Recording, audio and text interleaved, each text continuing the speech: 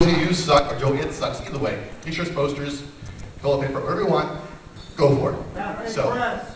Huh? Cafe press. Cafe press? True enough. All right. You want 10% now? Is that what the deal is? So you can either go to the microphone, or you can just stand up in a loud, clear voice and ask a question. And we have a fight to the finish line between the person who voices. Okay. Ahoy, Joe! Sorry about that. Yes. I got a chance to read an advanced copy of Earthborn a couple months ago, and something I noticed about it was the pacing. Go ahead, sorry. No, go ahead. What's your thing?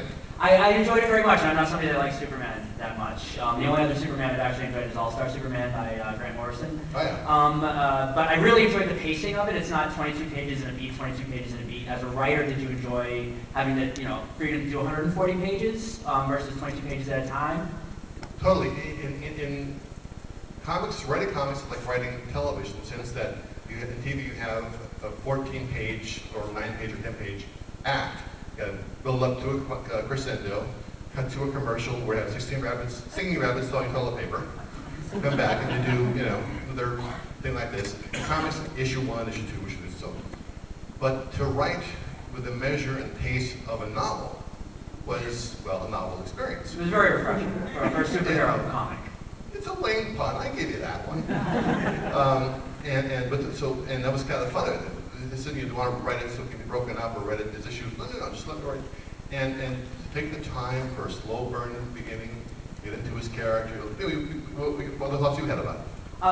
Because usually when you read superhero stuff in trades, it's 22 pages in a beat, 22 pages in a beat. It's very frustrating. And especially with your comics, you do like to pace stuff out from a reader's perspective. It's like, well, nothing just happened this issue. So I really, really enjoyed it's 140 pages straight through. It really, really worked really well. I thought, anyway.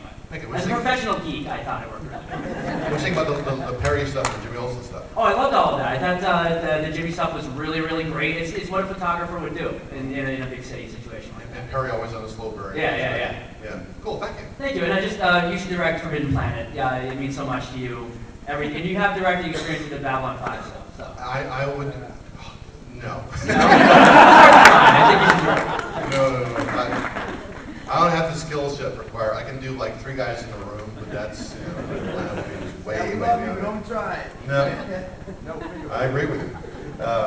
Interestingly enough, and I'm going to tell you this off the record because I may not go anywhere, but I said to Warner's a while back, this movie I talked about more DVDs and this, and I said, look, fuck off.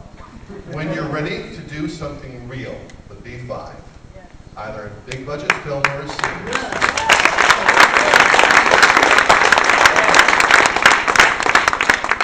I said, when you're ready to do one of those 2 things, that are just give me a show and complete creative freedom or a movie, call me. Otherwise, don't bother me. About a month ago, the phone rang.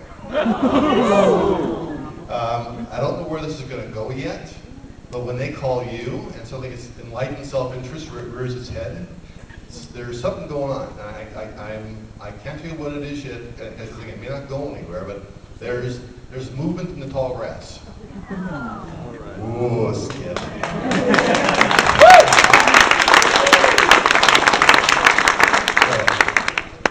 Hi, I've been a fan since Babylon 5. I'm so sorry. As I got older, I discovered I've been a fan since apparently He-Man and She-Ra. So,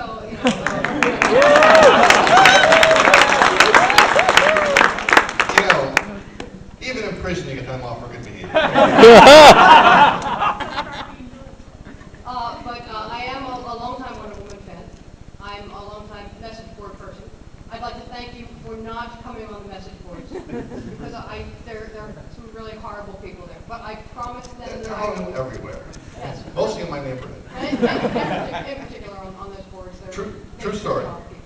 Hold that thought. Absolutely. I'm my neighborhood's resident warlock. All right, I'm just when the maids who work in the area walk by, they cross themselves. Because I work late hours and work at night. Lights are always burning in the middle of the night, and I come out in the daytime like this, get the mail. And one day I was out getting the mail, and across the street is this couple with a little yappy dog, and it tries to make an escape. And I don't blame it, frankly, I would too. And it runs over toward me. She races after it, grabs the dog, and heads back to her house. And on the way back, thinking I wouldn't hear it, said, "I've told you before, stay in the yard and away from the strange man."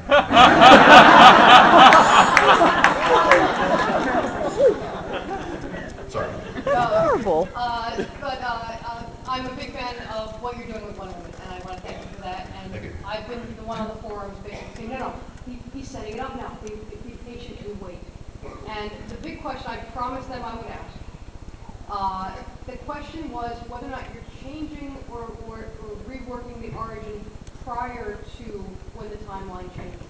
Because apparently, 20 years ago, and the nitpickers on the forum were pointing out all the discrepancies that seem to be pre when the start of this occurs. And well, we're talking about the origin pre-crisis and now since they've changed what happened during crisis. Are you sort of writing at the same time a Wonder Woman year one leading up to the point of where your stories evolve from? No. What they're perceiving, this all happened very hurriedly. So we have to do something quick or we're all going to be dead, the gods. And they took action and it's really sloppy. And some things rippled out the head, some rippled out afterward. So you're seeing the consequences of haste. But even the gods are rushed to do something. You know something's screwed up somewhere. And that's why it wasn't done properly. So as we begin to go forward in the story, you're going to see more and more things which, again, are not going to initially add up. The reason they don't is because they're clues to something else. There's 3 levels she has to get through. The one against the guy who we call the Colonel, which is the one right now, which resolves next issue, is the first level. Then we have the Morrigan. I want to get her foe she hasn't fought before, but also based on mythology, and weren't necessarily always guys. And the Morrigan are 3 Irish gods who have added a couple to their ranks, who are just incredibly powerful and dangerous. And behind them is one more person. So each 4 issues will peel back part of the onion. And when you see the last stage, then it'll all suddenly, if you look back at it, it'll all make sense. Like in Babylon 5, if you watch the show, then you go back and watch it again, things that seem anomalous suddenly make sense. Exactly. In particular, I just think it drags out. The one thing that they're all howling about, Hippolyta never had the lasso. Apparently, it was in Perez's origin, it was made for Diana. And now they're saying, well, now, Straczynski says she has, Hippolyta had it, which they seem to think that's a changing of prehistory, or is that also part of the storyline? I have a 2-word suggestion. Not that one.